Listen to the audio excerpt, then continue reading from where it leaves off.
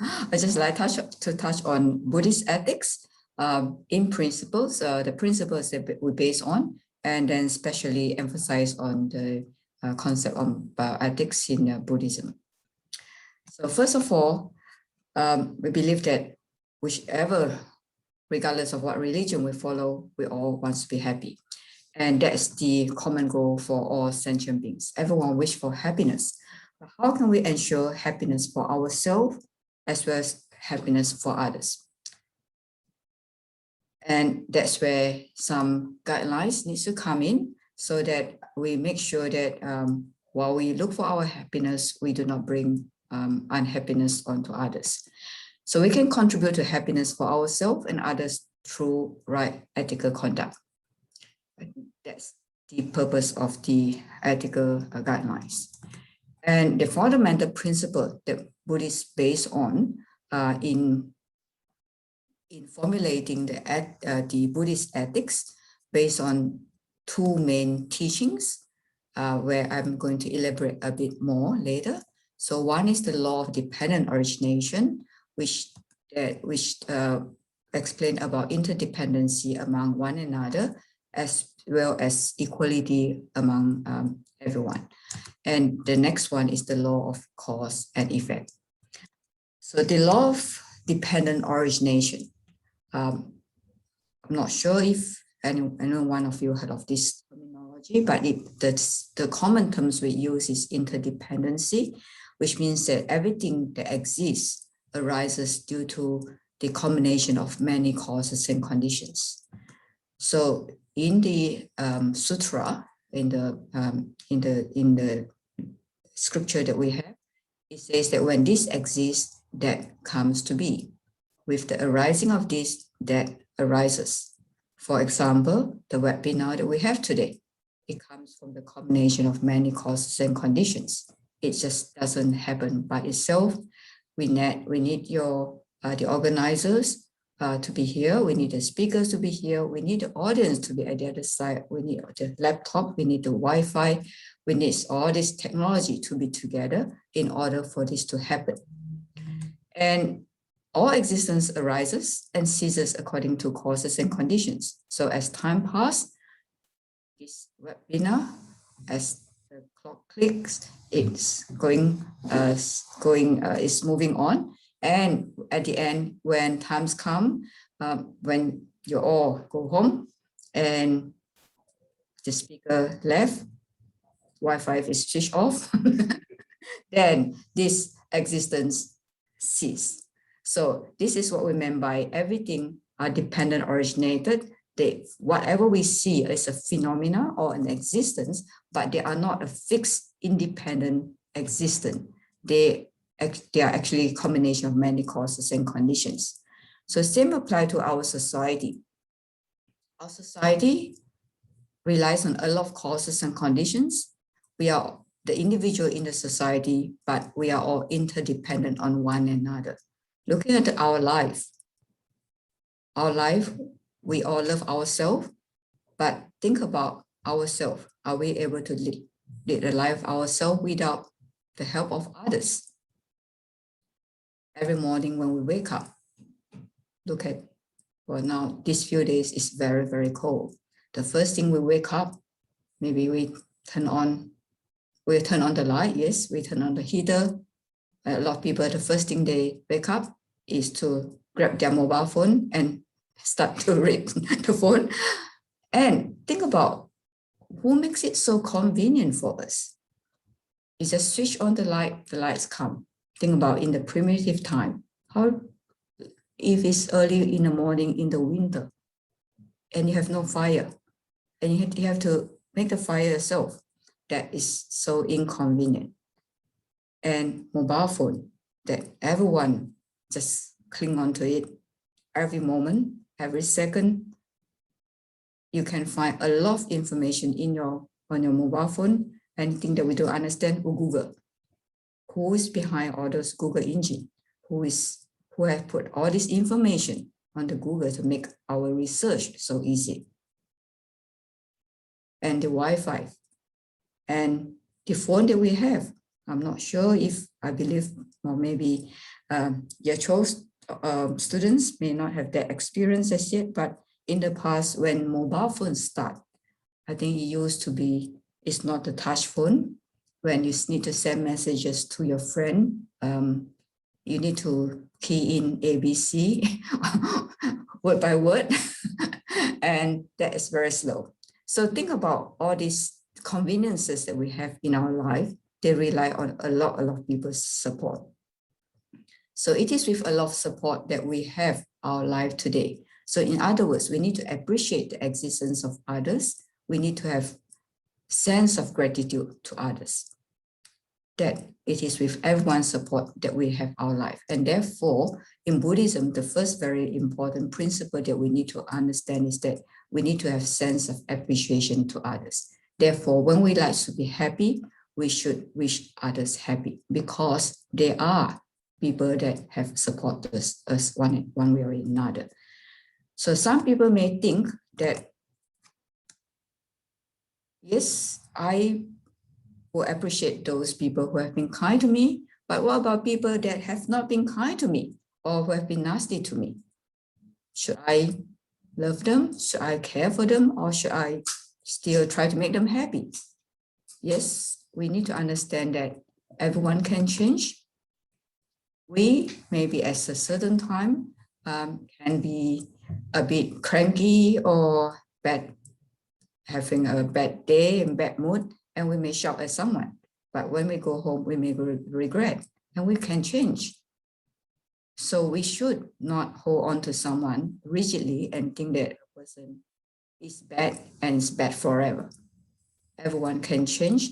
We all have we are all equal in nature. That is the nature that we all can change, we all can improve. We believe that every one of you have some experience, that you may have friends who are not very smart in primary school, but they become smarter in high school. Or you have some friends who are not that well-behaved in primary school, but then they start to become so much better or excel everyone in high school. We all can change. So therefore, we should give everyone an opportunity to change. And it is with the guidance of good teachings that a person can change to be better. So therefore, do not condemn a person, but understand that we all can change, we all can be better. And so we treat everyone equally. So that is the first principle. And so the law of dependent origination teaches us to appreciate the existence of others, put ourselves in others' shoes, not bring harm to others, and not look down on others, and be compassionate and bring happiness to all. So in short, the law of dependent origination tells us that we should care for and protect all lives. So that's the first principle that we're based on when we formulate our ethical guidelines. And the second principle is the law of cause and effect.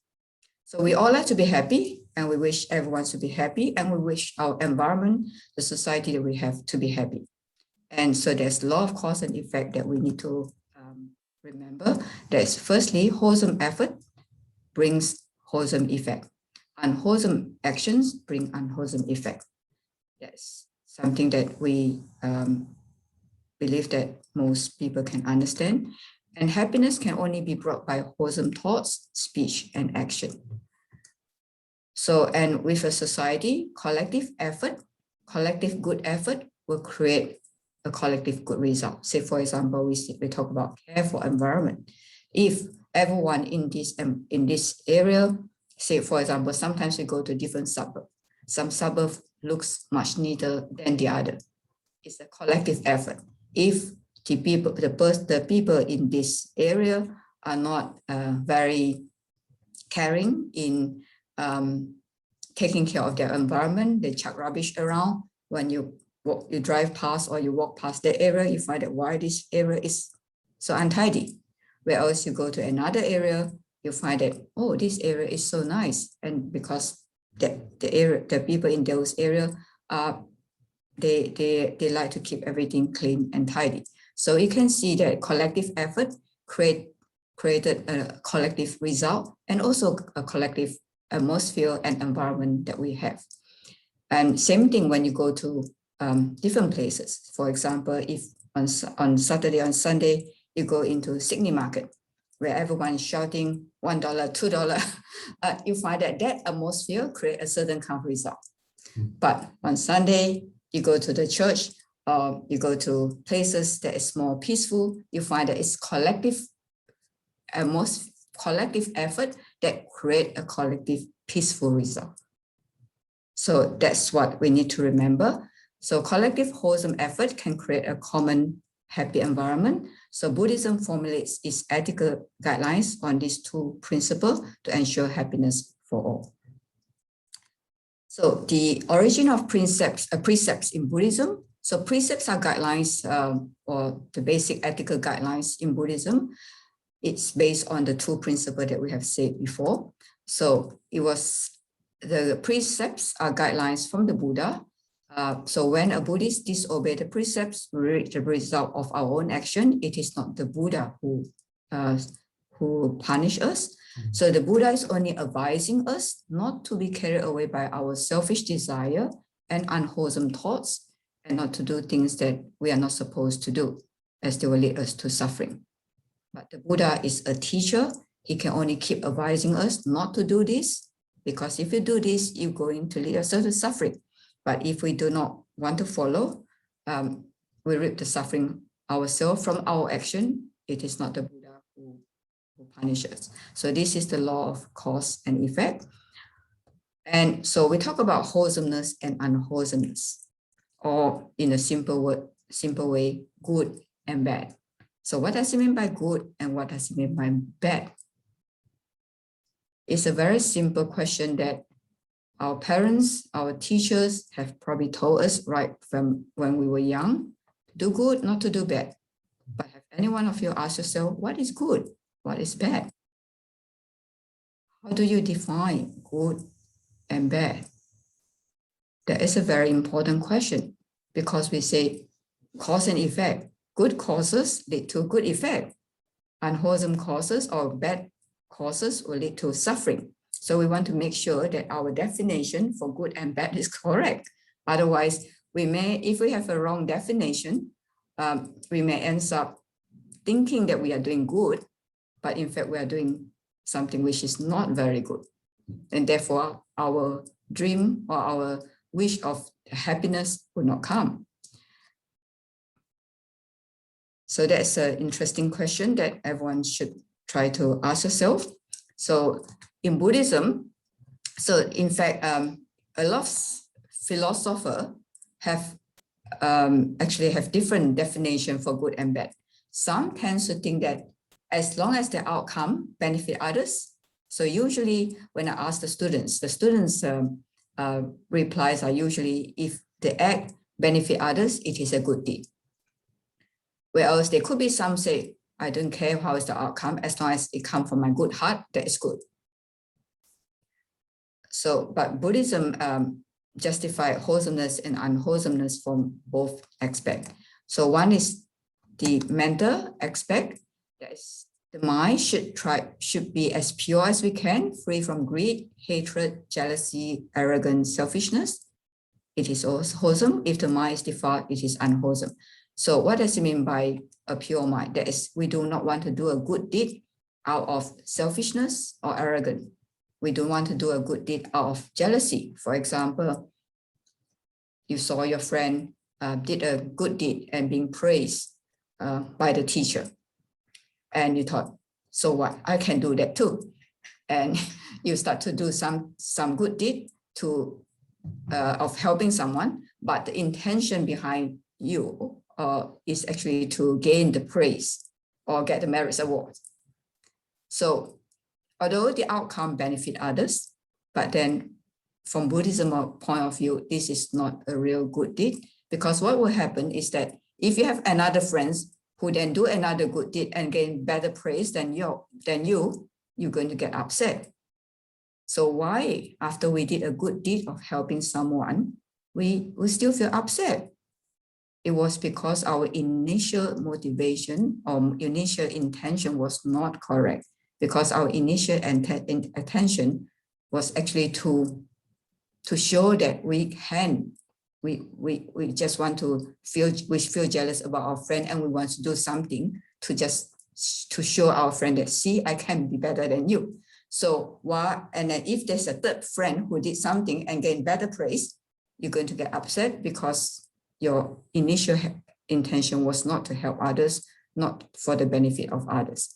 And that's why we say mind has to be pure. And the second factor that we have to look at is the effect on others. So deeds that benefit others are wholesome, and deeds that harm others are unwholesome. That's common. So when a deed is wholesome or unwholesome depends internally on the intention as well as externally on the effect. That's how we justify good and bad. Okay. And so it's based on all these principles that we start to look at the ethics. So the basic ethics that we have, 5 precepts. I believe most of you have studied 5 precepts in year 12. Yeah. And the Noble Eightfold Path, I think they have studied in year 11. 10 virtuous deeds. I'll show you you probably have to touch on 10 virtuous deeds. And well, the 10 virtuous deeds are the basis for the Bodhisattva precepts. Yeah. So so this is just a revision on the 5 precepts, Noble Eightfold Path, and 10 virtuous deeds. And you can see that they basically highlight 3 aspects of our action, which is our bodily action, speech, and mind. So it's just the elaboration slightly different. 5 precepts is the basic.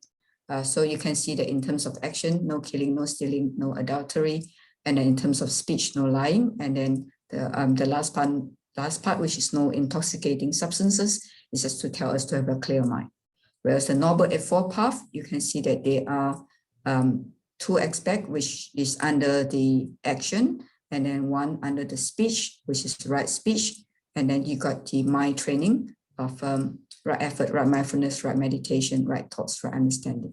The 10 virtuous deeds is actually elaboration from the 5 precepts, is especially in terms of the speech, elaborate into no lying, no harsh speech, no tale-bearing, no idle talk. In terms of the mind, highlighting that no ignorance, no greed, no hatred. So that's the 5 precepts and the Noble Eightfold Path and the 10 virtuous deeds. So through the 5 precepts, that's the basic for a Buddhist to follow. We learn to respect others' life, respect the external needs of others, respect and be faithful to our partner in order to create a harmonious and peaceful family, be honest to each other, have a clear mind. And so the principle behind these 5 precepts is to control our selfish desire so that we are not being carried away and bring harm to others. Do not bring harm to others, but share their feelings and bring happiness to others. So the fundamental principle of the 5 precepts is actually loving kindness and compassion, to purify ourselves and lead ourselves to ultimate happiness, and to allow everyone to live in harmony and have a happy life. So in short, avoid all evils, to do all good deeds, to purify the mind. This is the teaching of the Buddha. So that's the basic principle. And so it's based on this that we start to make some ethical judgment in Buddhism on the contemporary issue. So bioethics. So the basic, as we say, protect all lives. That's the most important. There should not be any killing involved. No commercialization. 2 very important principles that we need to be aware of. So the topic of discussion that I like to go through today, organ transplantation, stem cell research, and euthanasia. So hopefully we have enough time. Oh, yeah. Okay. All right. So firstly, organ transplant. So firstly, the important thing is how to define death. So in the medical science today, usually they say brain dead is considered a person died.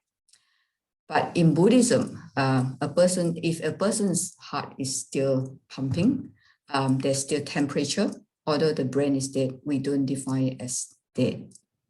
So that's the most important part. So in other words, if the person is still, the brain is not working, but is still breathing, the heart is still pumping, there's still temperature in the body, and we say, oh, if we say that this person is brain dead, and so therefore we can harvest their organ, we may then kill a person.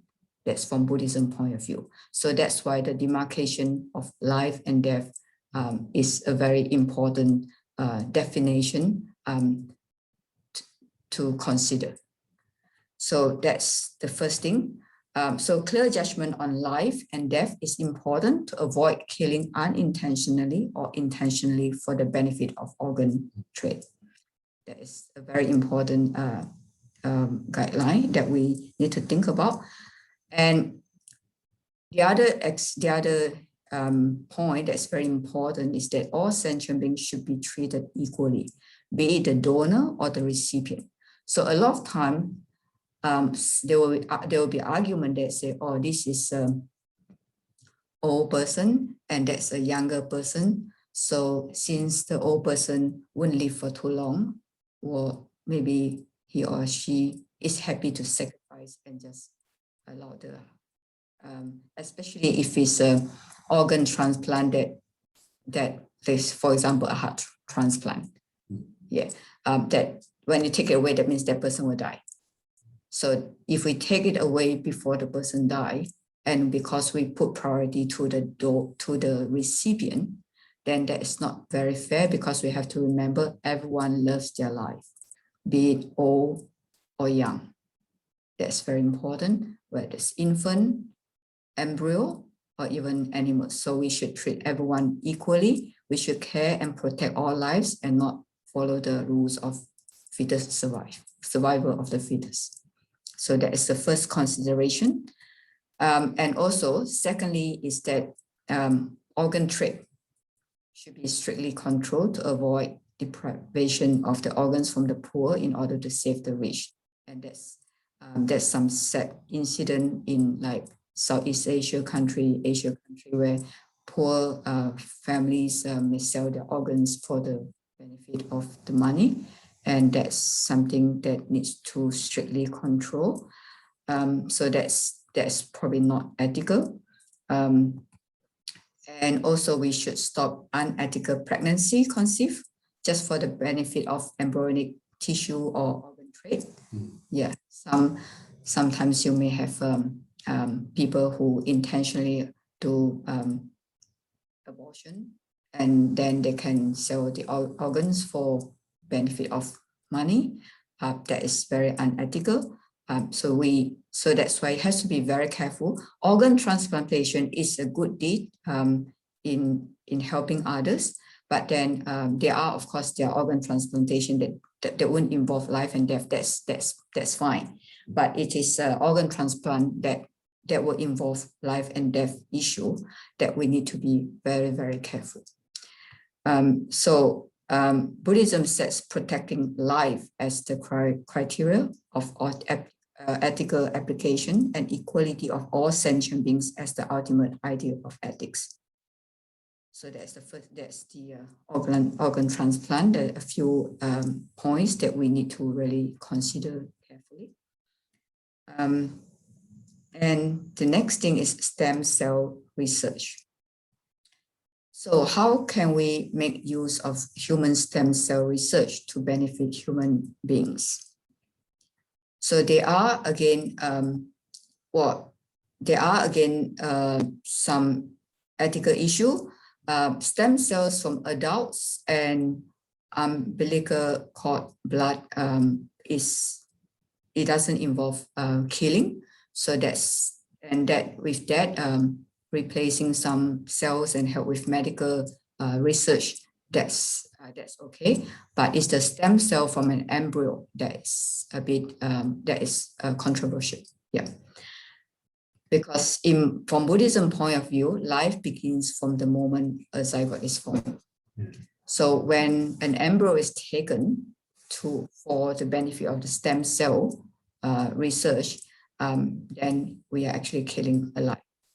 Whereas adult stem cells, that's a different issue. There's different stories. Yeah. So using embryonic stem cell is unethical as it involves killing. And also, how can we ensure that the unwanted embryos are genuinely unwanted and not specifically made for the purpose of commercialization? So again, same as the organ transplant with abortion and so on. How can we make sure that it is not for the purpose of commercialization? And the use of adult stem cells or sources, such as umbilical cord, blood, do not bring harm to other living beings, so that's acceptable. So strict controls should also be set on the cultivation of IVF embryos, so that no surplus is made intentionally. Yeah, because once this embryo is alive. Yeah, so those are some points to consider when we talk about stem cell, the ethics behind stem cell research. Okay. And the next one is euthanasia. All right, so all human beings have a strong basic instinct to love oneself. That is a very strong instinct in ourselves. So if we find that when a person is dying, they will ask the doctor, how long more can I live? So we all love our life. Is there any cure? So we all love our life. That is a basic instinct in ourselves. So when one is being harmed, fear and suffering will arise, uncontrollable. And in Buddhism, not only that is killing of others is prohibited, it is also forbidden to kill ourselves. So in other words, Buddhism do not permit committing suicide. So in the Buddha's teaching, there were stories. It was said that in the initial year when the Buddha teach meditation, there was one type of meditation that the Buddha sometimes teach to counteract some practitioner who have strong desire to themselves or to others, to their body. So the Buddha teach them about contemplation on impurity. Look at our body, it is impure. We love our body so much, see in front of the mirror, combing our hair, making up, or spraying this perfume, whatever it is, making ourselves beautiful. But look at ourselves. Is ourselves so pure? We need to shower every day. After we eat, we need to go to the toilet. And there are a lot of things in our body which are not that clean. When we are eating something, if we found a hair droppings in our food, we say, oh, yucky. So on one hand, we love our body so much, but in fact, our body is impure. So there was this teaching of contemplating on the impurity of the body to counteract attachment to body. But then some monks, they practice that method until they feel very dreadful and they hate their own body. And they feel like they do not like this body. So they committed suicide. So when the Buddha learned this, he gathered all the monks and tell them off, said, you are ignorant. You are practicing the wrong dharma, wrong teaching. Didn't you hear my teaching on compassion, patience, and loving all sentient beings? Why don't you remember this teaching now? So we need to understand we ourselves is living beings as well. We love others, we need to love ourselves as well. So that is the teaching that the Buddha actually opposed committing suicide. So superficially, death seems to be the end of suffering, but the truth is that death is just the beginning of another life in Buddhism. So therefore, suffering does not really end. A lot of people tend to think that, oh, I just do not like it, I just want to end. But is it going to end here? And the worst is that if that becomes a habit that we try to run away from problem, that is not a very good habit that we should have. Yeah. So some ethical consideration with regards to euthanasia is that The value of life should always be prioritized over public resources and economic consideration. Sometimes I think one of the an argument that a lot of people put up is that, oh, this person is severely sick and and is using up so much resources, and there's no cure at all. Why do we want to keep the person there? Maybe we should let someone else have this hospital bed for some treatment. And that's one of the consideration that a lot of times comes in, that since this person is dying soon, why let the person lie peacefully, and then we can have extra bed for people who are more in need, or a younger patient who is more in need. And so all this consideration may comes in, but then we need to remember everyone lives their life, and we need to treat all lives equally, and not just because of the economic consideration. That is something that always comes into a lot of people's mind. We also need to be understanding about and have sympathy towards the suffering of the patients and their family. So some people may choose that they want to end their life. We have the understanding, but then would sympathy alone be enough to make the judgment and say, okay, we agree? That's not enough, because law is very rigid. If you want to legalize this, there will be a lot of side effects that we need to examine very seriously. Firstly, the law, as we say, is very rigid. It cannot take into consideration some variable factors, case to case. It's very difficult. And once it is legalized, it is equivalent of making human killing legally supported, which sounds a bit bad.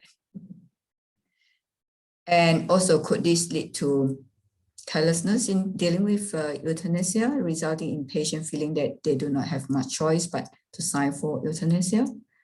That will be a dilemma, because sometimes a patient, say for example an elder, they love their children, they feel that I should not give them burden, and maybe I should just sign this euthanasia, and so that my children can be relieved from the burden of taking care of me. Or I'm wasting everyone so much money, maybe I should just let myself die. But then deep in their heart, as we say, everyone has a strong instinct of loving themselves. Are they really letting go, or they let go reluctantly? On the other hand, there could be family members who think that the patient should sign for euthanasia. And if the patient reluctant, they feel that you are not sympathetic to us. And so those kind of conflicts and dilemma may happen, and it make it even difficult for the family members. And the other question that we need to consider carefully is that the public views, public's values on life and death. What will happen to if euthanasia is being legalized?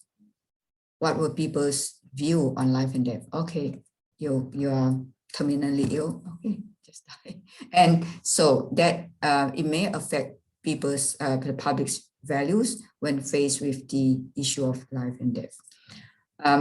So in Buddhism, that's why in Buddhism we don't actively encourage, although we have sympathy towards the family members and the patient, especially those who are in severe illness.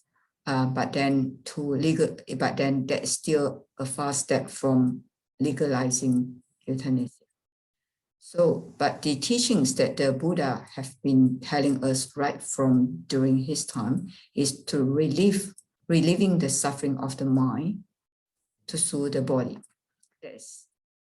Yes, we are having suffering, but Are we able to relax our mind while contemplating on what is happening to this body?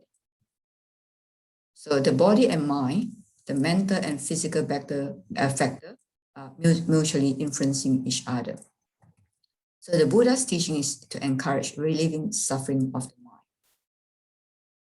Now, say for example, we may feel, if we are sick, and we feel uncomfortable, we have headache, we have aching here and there. And if we say, okay, I'm sick, I just need to have some rest. But if in our mind, we feel upset and we feel that, why am I so unlucky that I'm sick? And why is no one caring for me? I'm lying down here, I need a cup of water. No one even come and get me a cup of water. Where are all these people? These people are also cruel and not compassionate to me. And we're going to make ourselves more suffering. So that is from physical suffering, we lead to mental suffering. But if we are sick and we feel aching here and there, we just say, okay, I'll just take some water and relax myself. I give myself a free day today without adding extra mental distress to ourselves. You feel much better than if you start to have this grudge and anger in yourself and making and actually make your suffering worse. And there are some people who initially have no physical suffering, may lead themselves to physical suffering because of mental suffering. For example, someone can be very short-tempered, having a lot of anger all the time, very impatient. At the end, they create high blood pressure to themselves, heart problem to themselves, because of their mental stress, not letting go. For example, sometimes people initially have no illness, but because of certain incident happen, and therefore they become sad and they can't let go, and they start to become very negative. At the end, they lead to digestion problem, and they lead to heart problem, and then they lead to a lot of other illness. So that is from mental suffering that lead to physical suffering. So they are all they actually influence one another. So what the Buddha encouraged is to relieve the suffering of the mind, that we have to understand this body is impermanent. It is just like a worldly material. It will deteriorate one day. But can we look at this body and still maintain a calm mind? That's the practice in Buddhism. So arahats are people who have practiced well, very well practiced practitioner, who have realized the truth. So when they are still living in this world, they will also, they are not free from physical illness and pain, but then they are able to contemplate their body on their own body and realize that and understand, yes, there are these feelings here and there, and they just contemplate the feeling rise and fall, live in the present and not allowing the physical suffering to lead to mental suffering. Just look at how the physical factor change and not lead to mental suffering. So that's what the Buddha encouraged us to do. So the Buddha says that all of you should learn to relieve mental suffering despite physical suffering. So that's the methods that the Buddha teach. Is not easy, but it's something that we can sort of think about, that do not allow our physical suffering to add on to mental suffering, and also do not allow our mental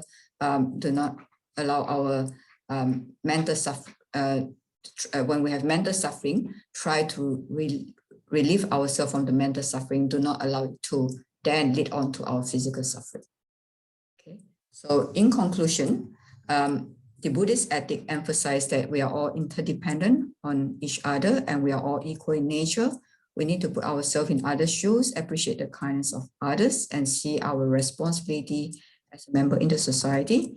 And we should remember the law of cause and effect. Always try to cultivate wholesome speech, actions, and thoughts. And in this way, we will act within the guidelines of good ethical conduct, bringing happiness to ourselves and others. Okay. All right, so that's my presentation. Is there any questions anyone like to ask? Neng, Rong, I'll ask a question just on behalf of everyone. It's Mr. Martin here from Sydney Catholic Schools. Just on behalf of all those who are watching this live or later, very often in the HSC questions, it asks you to outline one ethical teaching of Buddhism. Mm-hmm. Out of the ones you've described, which one do you think would be probably the most versatile or important one for the students to choose? You mean the contemporary issue or the basic principle? The teaching, the principle, to apply it to the principle will be the 5 precepts. Okay. Yeah, the 5 precepts is the Buddhist ethic basically sits on the 5 precepts. Okay. Yeah. So the students should use the 5 precepts in that outline question. Yeah. And then if they were applying that to an issue today, which issue would you choose?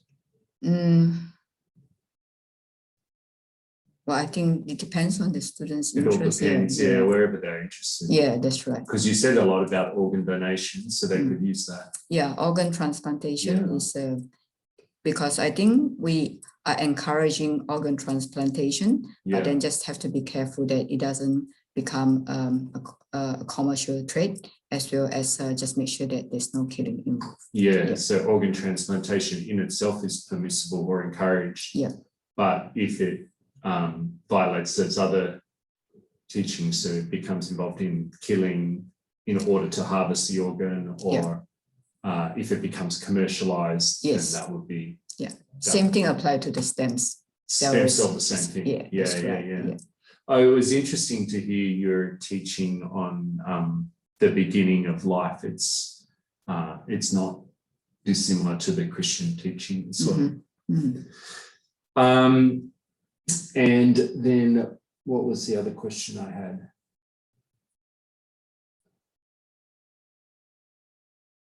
I guess just it might be interesting for the students, just a personal question, if you say a little bit about your own, I mean, you're called Venerable, Neng, Rong. What does that mean? What is your position and responsibilities? How did you become as sort of a member of your monastery, and tell them maybe a little bit about your monastery? Okay. All right. So Venerable is the word that we use as a title for a monk or a nun in Buddhism. It's the same as reverend in the church. Yeah. And I started learning Buddhism, or more into Buddhism during my university time. So I found that the teaching answer a lot of questions that I have about life, and I find that it is very logical. So I start to devote myself into learning the teaching. Yeah. So I became a nun in 1995. When I went to Taiwan to study in the Buddhist college, and then when I came back, I continued. My monastery is in Homebush, just very nearby, and at the monastery we actually do more activities on education. I teach scripture classes at the schools around the area, and also giving talks to students, the Buddhist students at the UNSW, Sydney University, Macquarie University. Yeah.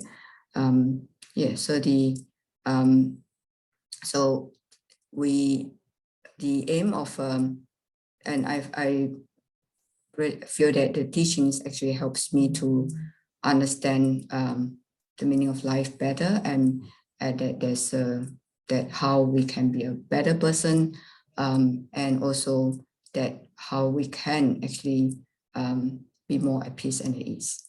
Yeah.